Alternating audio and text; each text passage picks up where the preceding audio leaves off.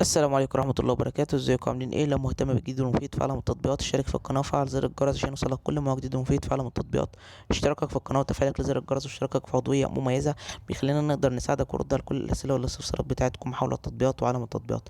عايزين تعرفوا التطبيق ده بيعمل ايه، التطبيق ده فايدته ايه، التطبيق ده بيشتغل ازاي، التطبيق ده حقيقي، التطبيق ده فيه ميزة معينة بتدوروا عليها ومش قادرين توصلوا عارفين ان الميزة دي موجودة في التطبيق. كل ده بنقدر نعرفه لكم من خلال الفيديو شرح مفصل ومبسط للتطبيق ومميزاته وعيوبه وازاي بيشتغل وازاي بتشارك عليه وازاي بتلغي الاشتراك وكل حاجه عن التطبيق. طبعا ده بيتطلب مننا وقت وجهد ان احنا نحمل التطبيق ونشتغل عليه اكتر من عده ايام. عشان كده بدعوكم ان انتم تشتركوا في القناه وتفعلوا زر الجرس واشتركوا في عضويه مميزه. النهارده ان شاء الله مع شرح تطبيق جديد هو اسمه ماي كاش ميك ماني كاش اب. التطبيق ده مساحته 47 ميجا، محمله اكتر من مليون شخص. التطبيق ده تطبيق خاص بالالعاب. لو انت عندك وقت بعد شغلك، وقت فراغ، وقت مش لاقي حاجه تعملها فيه، فالتطبيق ده بتحمله بيقدر يديك العاب. بمجرد ما بتشغل التطبيق ده عندك على الجهاز بيديك العاب ان انت تلعبها وتقول رايك في الالعاب دي ايه. وكل ما تعمل راي في الالعاب او تعمل استطلاع راي في الالعاب بتقدر تكسب مال او تكسب فلوس حقيقيه. الفلوس دي او هي مش بتكون فلوس، هي بتكون عباره عن نقاط الاول. النقاط دي بتقدر ان انت تجمعها لحد ما توصل لعدد معين، والعدد المعين ده بتقدر انت تبدله بفلوس. الفلوس دي بتقدر تحولها للحساب بتاعك البنكي او تسحبها عن طريق الباي بيل. ده كده الغرض من التطبيق وده فايدة التطبيق، ان انت تلعب، ان انت تحمل التطبيق تشغله يديك العاب تلعبها، تقول رأيك في الالعاب، تكسب نقاط، النقاط تبدلها بفلوس.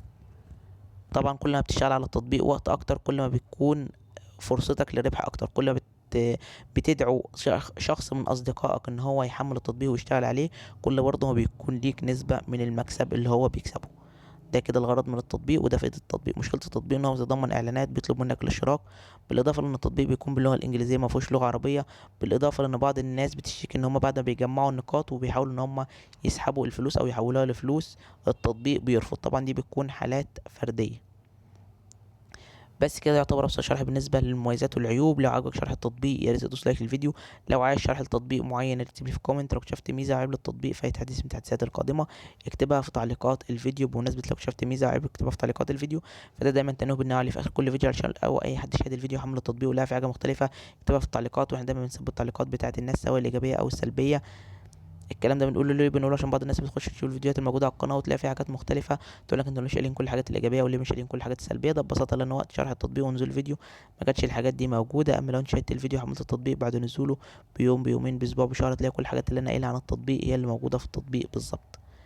اما بالنسبه للتطبيق ده فالحاجات الايجابيه والحاجات السلبيه اللي انا بقولها بتكون حاجات فرديه. يعني ممكن انت كشخص تحمل التطبيق وتلاقي في الحاجه السلبيه اللي انا قلتها تلاقيها جت عندك انت. دي مش معناها حاجه عامه، بس انا بحب اقول كل الحاجات الايجابيه وكل الحاجات السلبيه بحيث ان انت لو تعرضت للحاجه السلبيه تبقى عارف ان دي مشكله في التطبيق، وبرضه لو تعرضت للحاجات الايجابيه تبقى عارف ان دي ميزه في التطبيق. وشكرا، سلام عليكم.